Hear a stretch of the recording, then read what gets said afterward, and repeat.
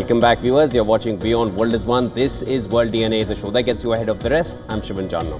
And I'm Hemkaur Saroya. And on the show today, airline Emirates has signed a deal with Singapore-based crypto firm, allowing its customers to make payments for tickets using cryptos. The question is, are we looking at a new trend of in-flight ticket payments? More on that on the show today. Also on World DNA from West Asia, Hamas has said that it will release 10 hostages as part of a Gaza ceasefire deal, which perhaps is expected to happen in the coming days. The statement comes after 4 days of indirect talks brokered by Qatar. Trump remains positive ceasefire could happen very soon. Let's start with the headlines. Half of the seized hostages would be returned to Israel by these Hamas monsters, and yes, I think we're getting closer to a deal. Israeli Prime Minister Benjamin Netanyahu says Israel is getting close to a ceasefire agreement with Hamas, as US President Donald Trump says Gaza ceasefire possible this week or the next.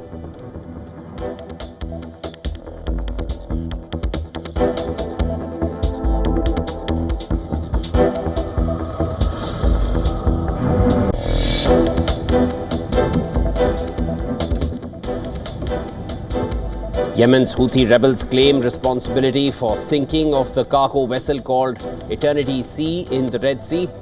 Second such attack in 24 hours. US Embassy in Yemen says several mariners kidnapped from the ship.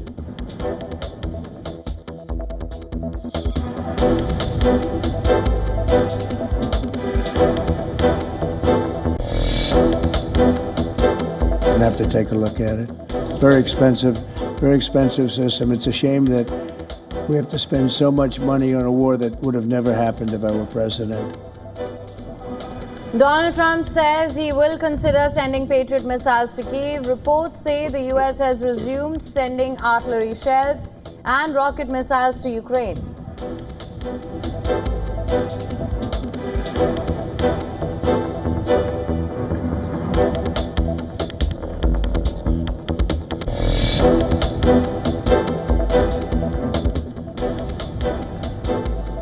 Heavy rains in several parts of India, including Delhi and National Capital Region, causing waterlogging and traffic snarls. 6 flights diverted and several delayed at the Delhi airport.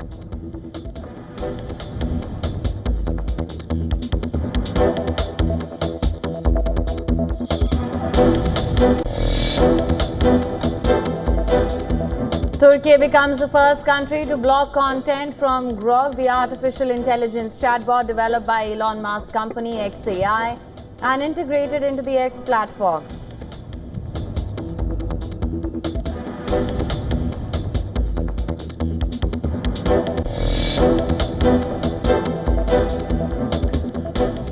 Elon Musk-owned Starlink clears last regulatory hurdle to begin offering satellite-based internet in India. Reports say company has received authorization from the Indian National Space Promotion and Authorization Center.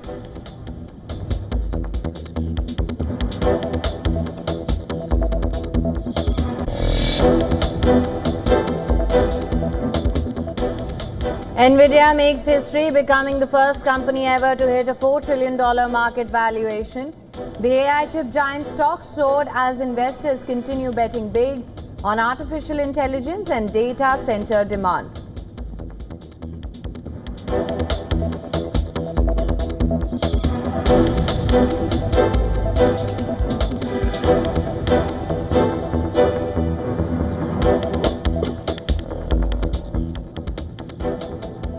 Now, the Palestinian militant group Hamas has said that it will release 10 hostages as part of Gaza ceasefire talks. Now, the statement comes after 4 days of indirect talks brokered by Qatar. Hamas said the key hurdles remain in the talks, notably the free flow of aid into Gaza, which has been a key demand of the militant group, Israeli military withdrawal from the territory, and real guarantees for a lasting peace. But Hamas displayed flexibility and agreed to release 10 hostages. Meanwhile, US President Donald Trump has said there's a very good chance of a ceasefire in Gaza this week or the next.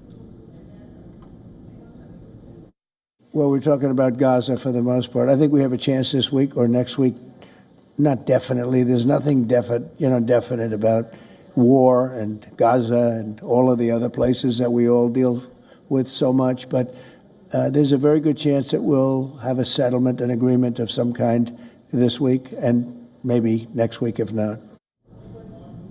On the other hand, the Israeli Prime Minister told reporters at the US Capitol that him and Donald Trump share a common objective to end Hamas' rule in Gaza and secure the release of all hostages. Now, Netanyahu rejected the suggestion that Palestinians were being pushed out of Gaza, saying Trump's position offered freedom of choice, not forced relocation. President Trump and I have a common goal. We want to achieve the release of our hostages. We want to end Hamas rule in Gaza. We want to make sure that Gaza does not pose a threat to Israel anymore. In pursuing this common goal, we have a common strategy. Not only do we have a common strategy, we have common tactics. This doesn't involve pressure, doesn't involve coercion, it involves full coordination. Furthermore, speaking in an interview with Fox Business, Benjamin Netanyahu said that Israel is getting closer to a 60-day ceasefire agreement with Hamas. You have been meeting with President Trump about a potential ceasefire with Hamas. Where does that stand? Will you agree to some of these new recent demands of Hamas? Well, look, we are talking about a 60-day ceasefire in which half the live hostages and half of the deceased hostages would be returned to Israel by these Hamas monsters, you know. And yes, I think we're getting closer to a deal. Of the 251 hostages seized during the assault on Israeli border communities near Gaza, 49 are still held in the territory, including 27 the Israeli military says are dead. In a televised address, Israeli Army Chief Eyal Zamir said the conditions have been created for the advancement of a hostage release deal in Gaza as indirect negotiations are underway between Israel and Hamas. We have caused great damage to the governance and military capabilities of Hamas, and thanks to the operational power that we have demonstrated, the conditions have been created to advance a deal to release the hostages. On the ground, multiple explosions were seen in northern Gaza on Wednesday afternoon as the Israeli military reported that additional troops have joined the forces in the enclave. The army said operations have begun to encircle Beit Hanun in northern Gaza, where 5 Israeli soldiers were killed earlier in the week in this same region. Gaza's Civil Defense Agency said that 26 people were killed in Israeli strikes on Wednesday, including at least 6 children. Israel's retaliatory campaign has killed at least 57,680 people in Gaza, and according to the Hamas-run territory's health ministry. For more on this, the correspondent Susan Tehrani has sent us this report. Listen to this. Israeli Prime Minister Benjamin Netanyahu met with a bipartisan group of U.S. senators at the Capitol, part of a high-stakes visit to Washington, D.C. Before the meeting, Prime Minister Netanyahu told reporters that he held a second discussion with President Trump and stressed that Israel has no plans to forcibly remove people from Gaza.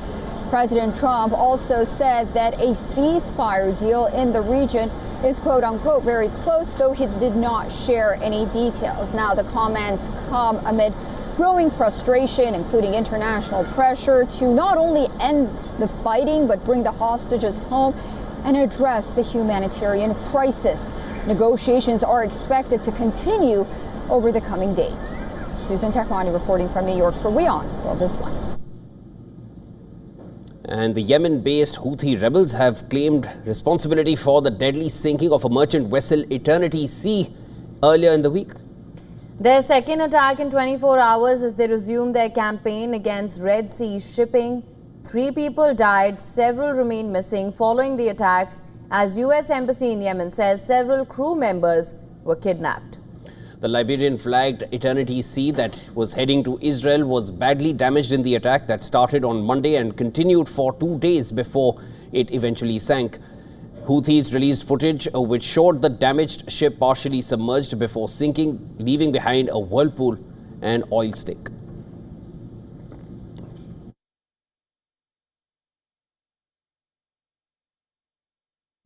The naval force of the Yemeni armed forces targeted the ship Eternity Sea as it was headed towards the al-Rashrash Eilat port in occupied Palestine. 4 of the 25 people aboard the Eternity Sea cargo ship were killed before the rest of the crew abandoned the vessel. Rescuers saved 6 members while several members still remain missing. The 6 rescued seafarers claim that they spent 24 hours adrift in the Red Sea.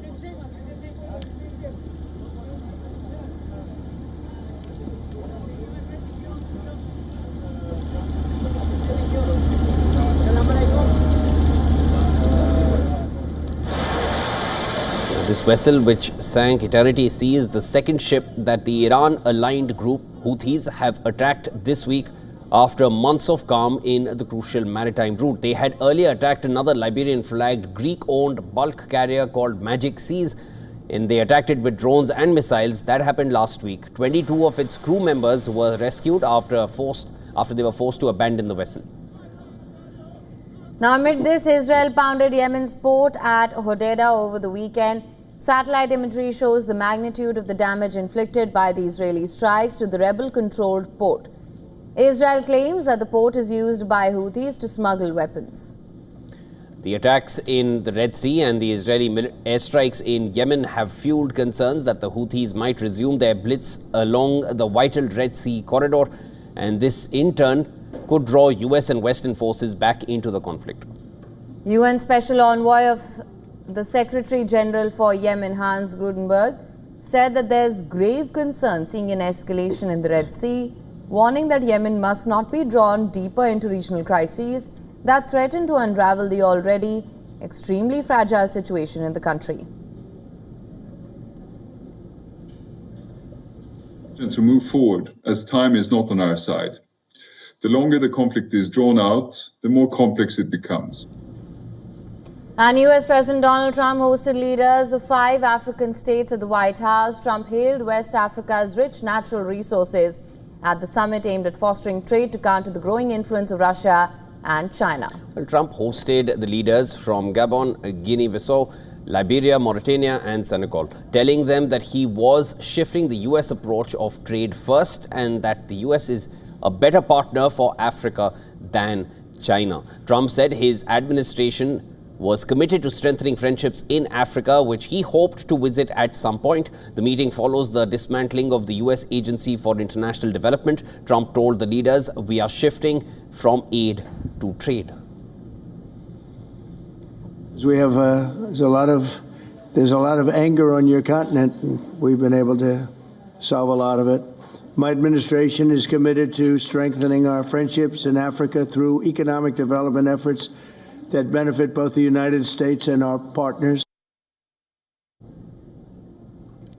Now, the talks held over a lunch in the state dining room came with Washington seeking to ensure stable supply of critical minerals.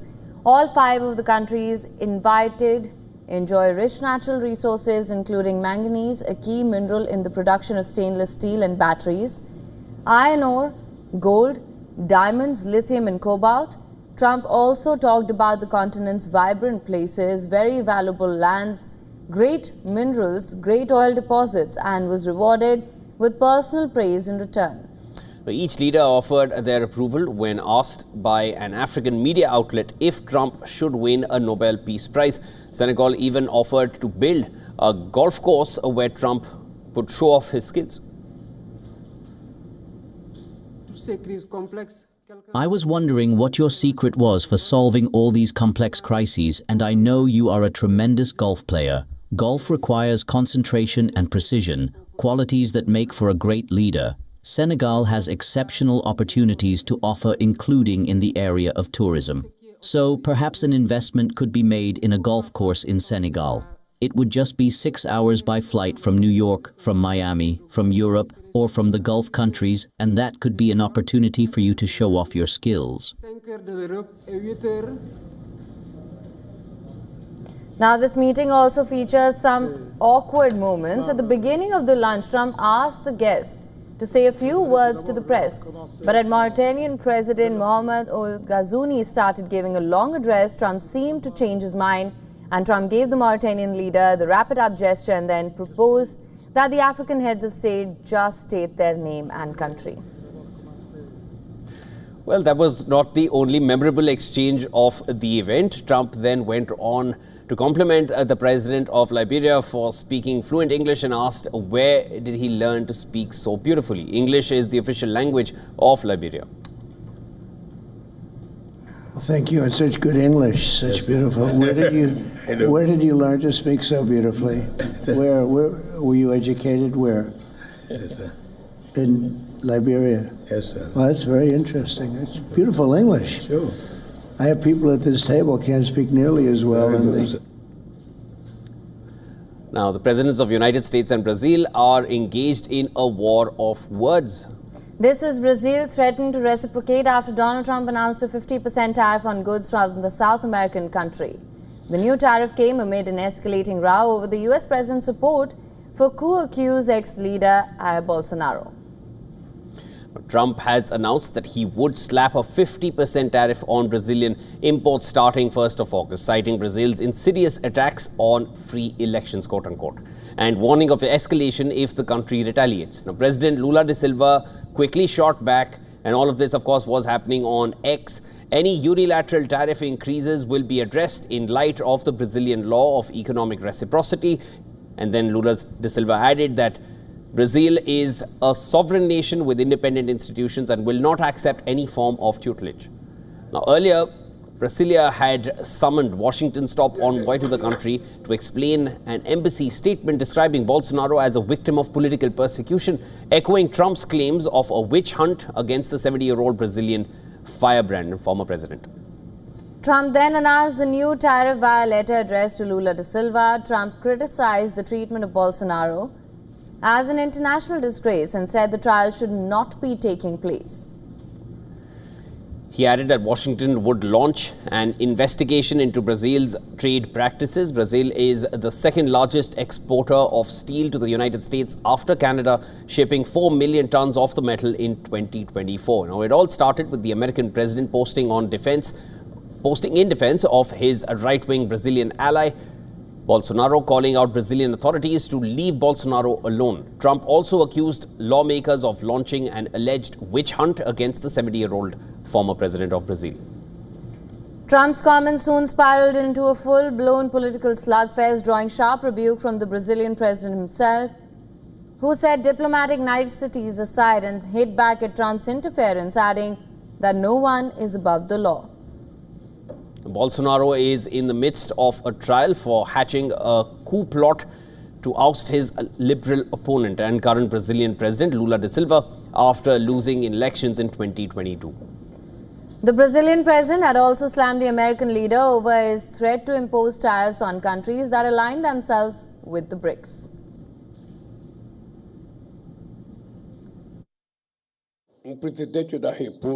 A president of a country the size of the United States to go around threatening the world on the internet, it's not right. He needs to understand that the world has changed. You know? No, we don't want an emperor. We are sovereign nations. If he thinks he can impose tariffs on countries, countries also have the right to do the same. President Trump has stated on social media that he would impose an additional 10% tariff on any country that aligns itself with what he called anti-American BRICS policies. Trump's statement came hours after BRICS grouping of nations, including Russia, India and China, criticized US sanctions, and Brazil hosted the 17th BRICS summit in Rio de Janeiro, where the criticism came to light. For more on this, our correspondent Susan Tehrani has sent us this report. Listen to this. President President Trump escalated his trade offensive, threatening Brazil with a steep 50% tariff on imports starting August 1st. The move comes as Trump accused Brazilian authorities of unfairly targeting his ally, former President Bolsonaro, over coup allegations. Brazil's President Lula responded, calling the threat, quote unquote, very irresponsible. At the White House, the president also hosted leaders from 5 African nations to discuss trade and regional security. Separately, the administration sent new letters warning more than a dozen countries, including Algeria, Iraq, and the Philippines, that they'll face tariffs up to 30% if no trade deals are reached by next month. Looking ahead, negotiations are expected to intensify as that August 1st deadline looms, with global markets watching closely for signs of a broader trade conflict or perhaps resolutions. Susan Tehrani reporting from New York for WION World is One. Now, Turkey becomes the first country to block content from Grok, the artificial intelligence chatbot developed by Elon Musk's company X AI. And it's integrated into the X platform. Now, the ban follows a Turkish court ruling that Grok generated responses deemed insulting to President Erdogan and Mustafa Kemal Atatürk, known as the founder of modern Turkey. The court order also says that the contents were against the Islamist nation's religious values. The Ankara Chief Prosecutor's Office announces a criminal investigation, marking Turkey's first legal action against an artificial intelligence tool for such violations. Authorities cite existing laws that criminalize insults against the state's founding figures and religious beliefs, offences punishable by up to 4 years in prison.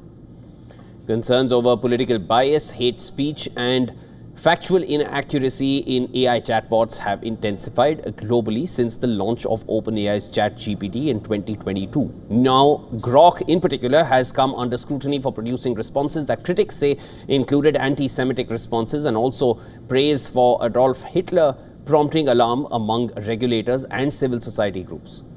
Now, in response to growing backlash, Elon Musk had earlier acknowledged flaws in the model, stating that there's far too much garbage in any foundation model trained on incorrect data, and promises major upgrades to Grok. According to reports, Grok produces offensive and legally actionable content in Turkish when queried about national figures, triggering swift judicial and political responses. Turkey has dramatically expanded its oversight of digital platforms in recent years. The government passes sweeping laws to tighten control over social media and online services, launching investigations, arresting users for posts and demanding compliance from tech companies. The Grok incident becomes the latest flashpoint in the country's broader battle over online speech and censorship in the AI age.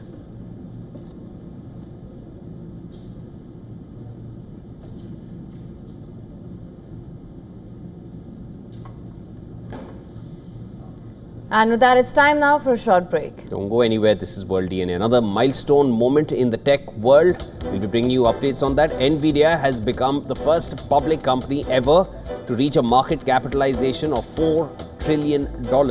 More on the other side of the break.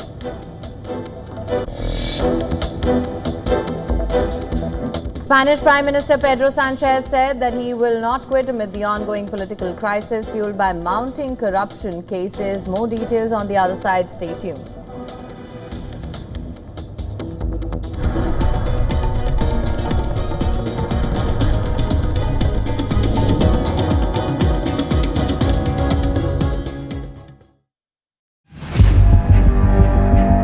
Where darkness hides behind every corner. Where the truth is stranger than fiction. A show that dives deep into the stories which shock and mystify. Unsolved murders. Psychopaths who defy explanation. International war crimes. And millions swindled in financial fraud. The victims, the accused, and the sinister plot. Prime Crime is your front row seat. into darkness.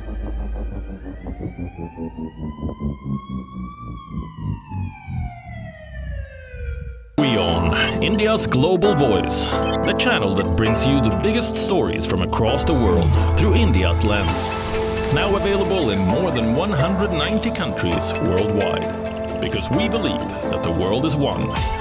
Watch us in Africa, Europe, USA and Canada, South America, Asia Pacific, Middle East and North African regions. Also available on these digital platforms across the world. WION, World is One. From the bustling trading floors of Wall Street to the vibrant exchanges of Asian stock markets, WION breaks it down for you to make sense of what's happening.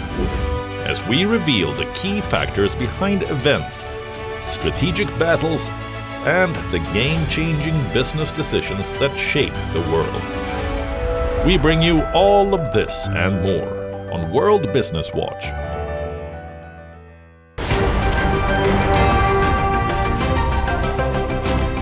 Ready to dive into your daily dose of news?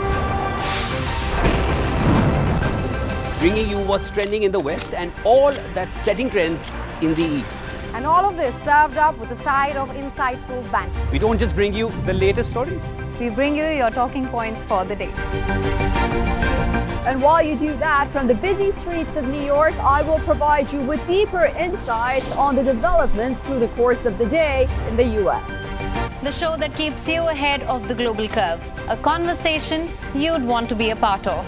A place where news becomes an engaging exchange. We bring you stories that impact your present. This is World DNA.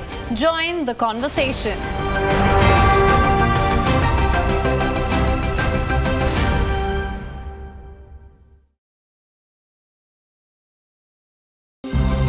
To bring the benefits of the Subhash Chandra Show to your educational institution, teachers and students, send an invitation to Juhi Jha at juhi@such.org.in. The Earth is sending distress signals.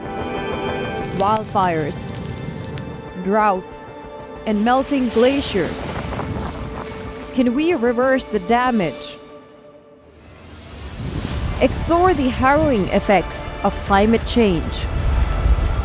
It's a wake-up call. Global emergency. Climate Tracker on WION World is One. From the bustling trading floors of Wall Street to the vibrant exchanges of Asian stock markets, WION breaks it down for you to make sense of what's happening.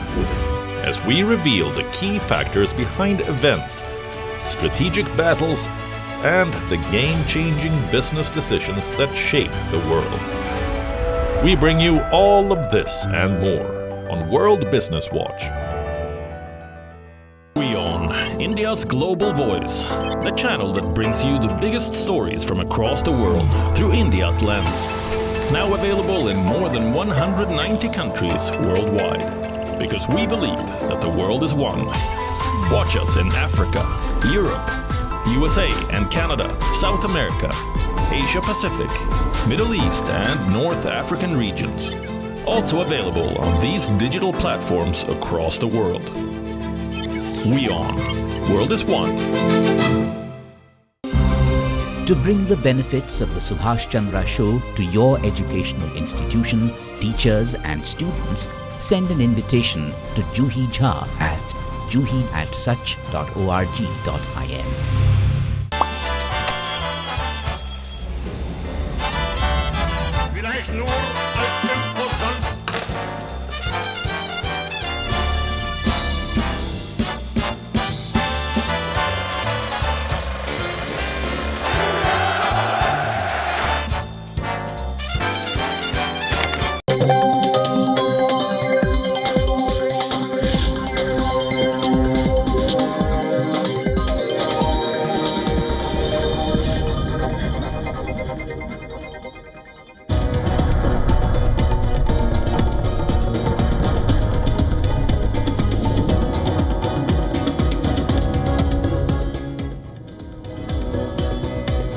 Welcome back, viewers. You're watching World DNA. Let's start with the headlines at this hour. Half of the deceased hostages would be returned to Israel by these Hamas monsters, And yes, I think we're getting closer to a deal. Israeli Prime Minister Benjamin Netanyahu says Israel is getting closer to a ceasefire agreement with Hamas, as US President Donald Trump says Gaza ceasefire possible this week or the next.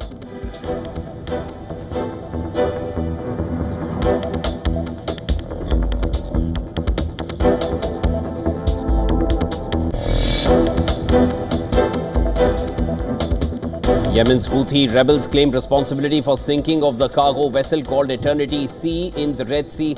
Second such attack in 24 hours. US Embassy in Yemen says several mariners kidnapped from the ship.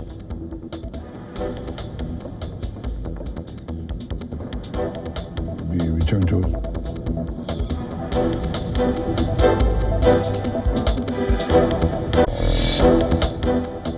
We'll have to take a look at it. It's very expensive system. It's a shame that we have to spend so much money on a war that would have never happened if I were president. President Donald Trump says he will consider sending Patriot missiles to Kyiv. Reports say the US has resumed sending artillery shells and rocket missiles to Ukraine.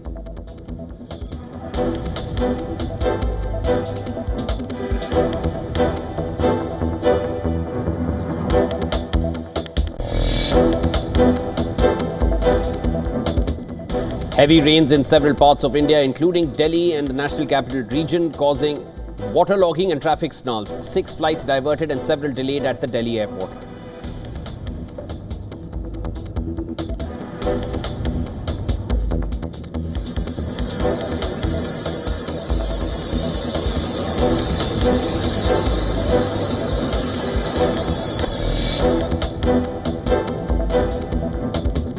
Turkey becomes the first country to block content from Grok, the artificial intelligence chatbot developed by Elon Musk company X AI and integrated into the X platform.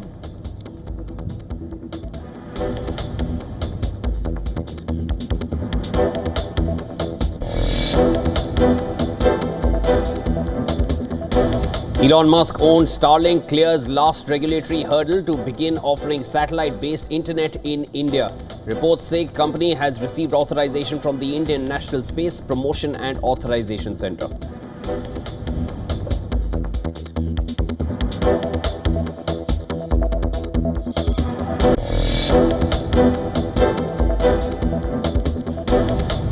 Bitcoin hit a fresh all-time high on Wednesday, briefly topping the $112,000 mark. The surge followed a tech rally led by Nvidia's historic $4 trillion valuation. Investors remain bullish as corporate buying in crypto. Upcoming crypto legislation fuels optimism.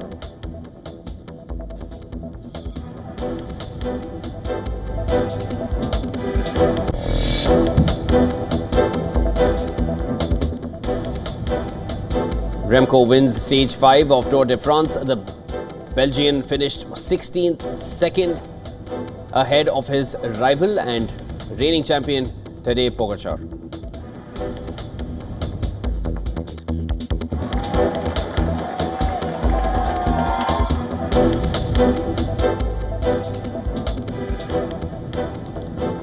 The Pakistan government has indicated that it may deny entry to the sons of former Prime Minister Imran Khan. Now, this comes as Khan's party announced that his sons will now lead the movement for their father's release. Now, as per Pakistani media, Minister of State for Law and Justice, Barrister Akhil Malik, warned that the government could deny entry to Suleiman Khan and Qasim Khan if they travelled to Pakistan and spread discord. Imran Khan's sister has announced that Suleiman and Qasim Khan, both in their mid-20s, will lead the PTI campaign for the release of its founder. Khan के अपने बच्चे हैं सुलेमान और कासिम, उनको ये बता दिया है कि वो अब सुनने को वो भी तैयार नहीं है।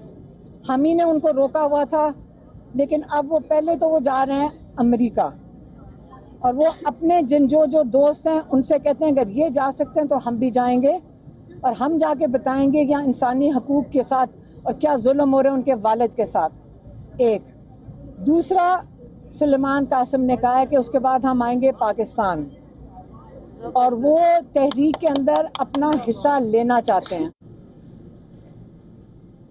Imran Khan has been incarcerated in Adyala jail of Rawalpindi since mid-2023 in connection with multiple graft and the May 9th violence-related cases. In the months that followed, the party was disbanded, its members fighting elections under different identities. Recently, the banned party also lost its reserve seats in National Assembly.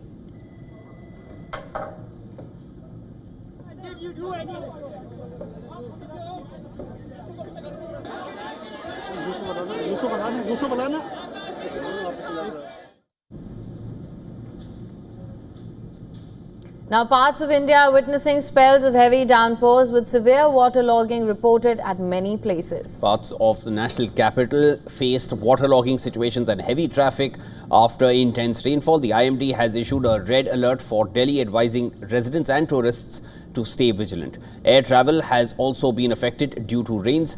According to reports, a total of 6 flights were diverted and several others were delayed. Of these, 4 flights were diverted to Jaipur, while 2 others were diverted to Lucknow. Delhi Airport has advised passengers to consider alternative modes of transport, including Delhi Metro, to reach the airport and avoid potential delays.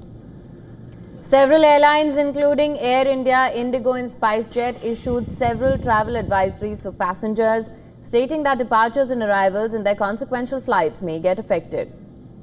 National capital regions like Gurugram also witnessed waterlogging, bringing the city to a standstill. In Madhya Pradesh, severe waterlogging was reported in parts of Vidisha, which very heavy rainfall is expected for next 4 days in Madhya Pradesh, likely setting off flood-like conditions over vulnerable parts of the state. Meanwhile, rescue and relief operations are underway after a landslide was reported in Uttarakhand as the Rudraprayag and Badrinath route.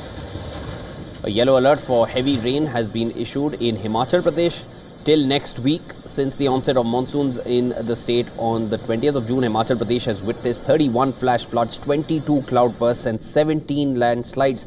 85 people have lost their lives since the 20th of last month. Out of these, 54 are linked to rain-related incidents such as cloudbursts, flash floods and landslides. Remaining deaths are associated with road accidents.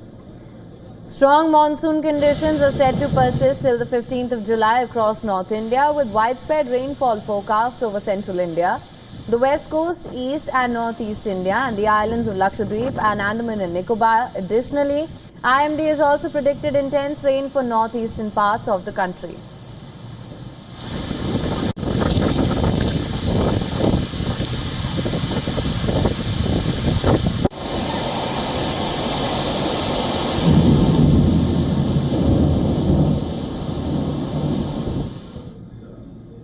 From India, now to China, where widespread flooding after torrential rain struck parts of Shanxi, Chongqing and Guizhou. State media reported this on Wednesday.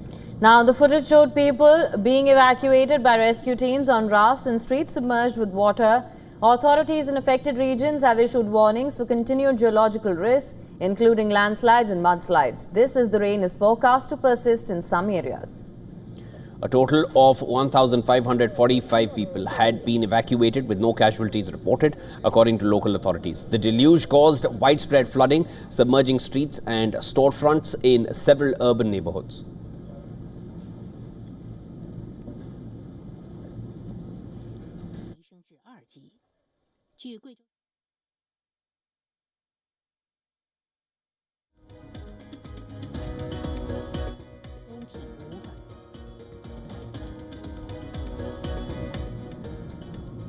Now, Spanish Prime Minister Pedro Sanchez has said that he will not quit amid the ongoing political crisis fueled by mounting corruption cases against his Socialist Party.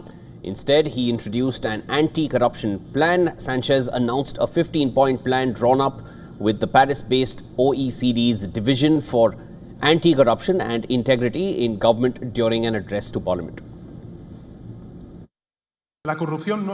I would like to announce that the Progressive Coalition government is proposing to you and to the citizens the approval of a state plan to fight corruption, a state plan to combat corruption comprising 15 far-reaching measures that we have designed in conjunction with the multilateral organization, the OECD, specifically with its prestigious anti-corruption and government integrity division. A ustedes y también a los ciudadanos. However, the anti-graft plan tabled by Sanchez was dismissed shortly afterwards. The leader of Spain's conservative opposition party rejected Sanchez's attempts to draw a line under a corruption scandal that has rocked the minority coalition government. You have perpetuated a huge lie all these years. You did not come to clean anything up, but rather to mess everything up. Your party, politics, and the nation that you are no longer worthy of representing.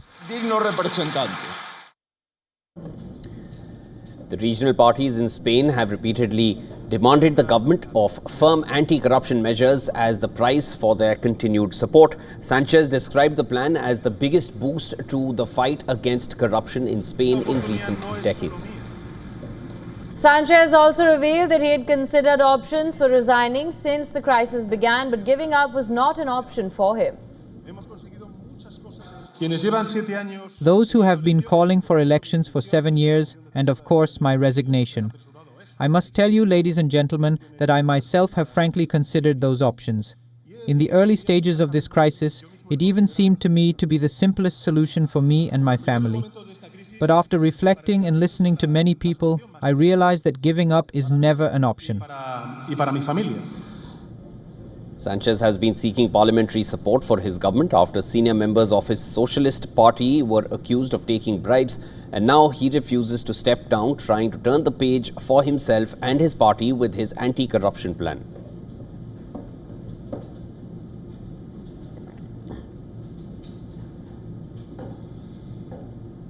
And scientists are warning that Earth is spinning faster over the coming months. It's going to happen.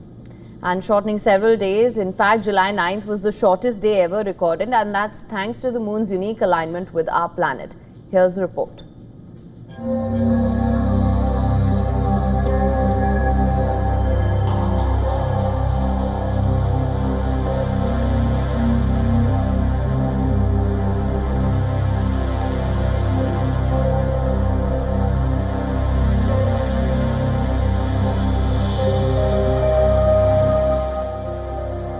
For eons, Earth's rotation has been gradually, almost imperceptibly, decelerating, largely due to the moon's gravitational drag. This cosmic tango has been the bedrock of our understanding of planetary mechanics. Yet since around 2020, this millennia-long trend has shockingly reversed. Our planet has been spinning progressively faster, culminating in today's record-breaking brevity, with July 9th shortened by up to 1.6 milliseconds. This tiny fraction of a second, imperceptible to human senses, is a big anomaly to the ultra-precise atomic clocks that govern our global timekeeping. Scientists are baffled. This isn't the usual slowing under tidal drag, it's the opposite. Scientists say the reason could be a combo of the moon's distant orbital position and mysterious forces deep within Earth's core.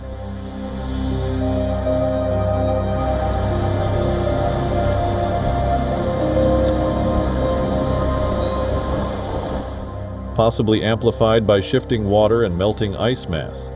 These phenomena, by subtly altering the planet's mass distribution, could indeed influence its rotational speed, much like a spinning ice skater drawing their arms in to accelerate. While some events have been known to change Earth's rotation. The 9.0 Japan earthquake in 2011 shortened the day by 1.8 microseconds, but experts say that no one knows what's causing the current trend. As the Earth races ahead, humanity is left to ponder the profound cosmic forces at play, fundamentally challenging our understanding of our own planet's rhythmic dance in the cosmos.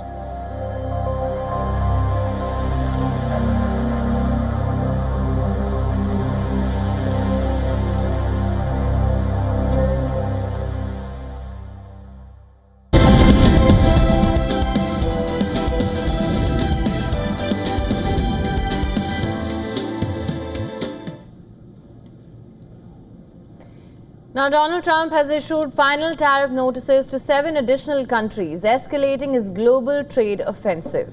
Starting August 1st, goods from the Philippines will face a 20% tariff, while imports from Sri Lanka, Algeria, Iraq and Libya will be taxed at 30%. Brunei and Moldova will see 25% tariffs, and these moves follow similar notices which were sent earlier this week, targeting 14 countries, including key allies of the US, Japan and South Korea, who have been allotted a 25% tariff. Now, the wave of tariff comes as the administration also introduces a steep 50% duty on copper imports and hints at fresh levies on semiconductors and pharmaceuticals.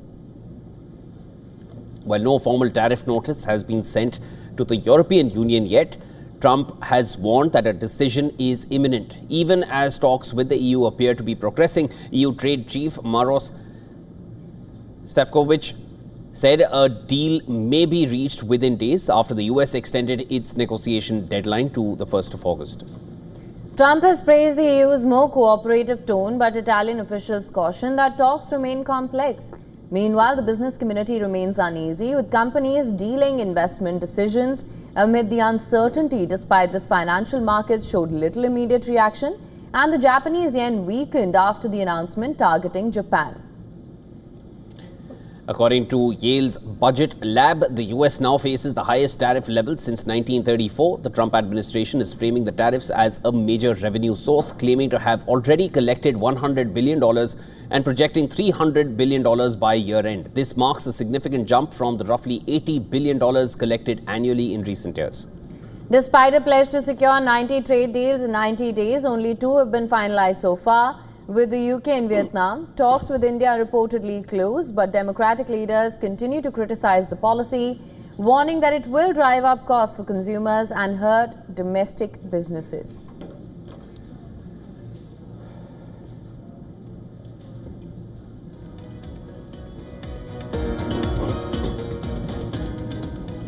And Emirates Airlines, one of the world's most iconic carriers, has signed a unique deal with Crypto.com to explore the use of cryptos for flight tickets.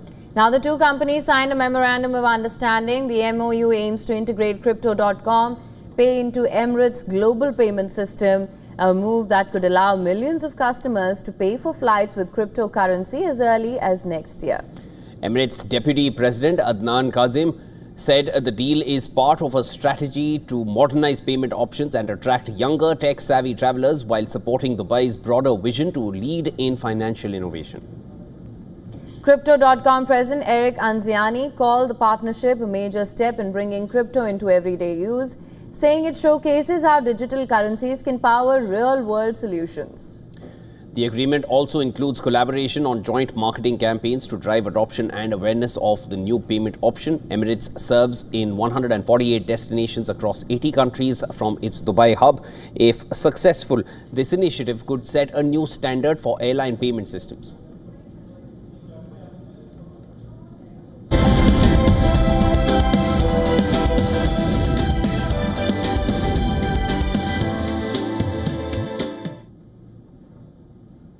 On to sports now. Iga Swiatek is through to her maiden Wimbledon semi-finals, and the world number 1, who has gone down the rankings, said she got goosebumps after she extended her best grass court form of her career. Well, Swiatek arrived in London after a final run at the Bad Homburg Open. It was the first time the Pole reached a title clash of any grass court event. Swiatek carried that momentum at the All England Club and reached